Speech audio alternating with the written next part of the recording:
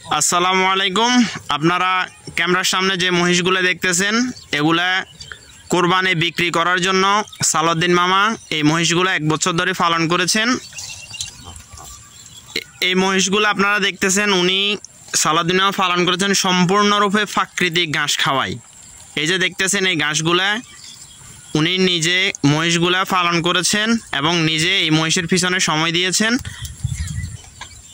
সম্পূর্ণরূপে নিরাপদ প্রাকৃতিক খাবার, কোনো রকম মেডিসিন এবং কোনো রকম ইনজেকশন প্রয়োগ ছাড়াই এই মহিষগুলা মাশাআল্লাহ অনেক ভালোভাবে পালন করেছেন। আমি এখন ওই সালাউদ্দিন মামার সাথে কথা বলবো। মামা, আপনি এই মহিষগুলা কীভাবে পালন করছেন?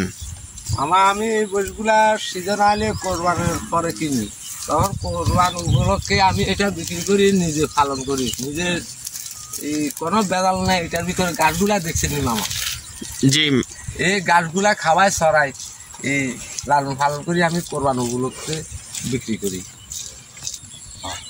এই মহিষগুলার অবস্থান হচ্ছে নোয়াখালী জেলার কবিরহাট উপজেলার 3 নং ধানসিঁড়ি ইউনিয়নের 5 নম্বর ওয়ার্ড।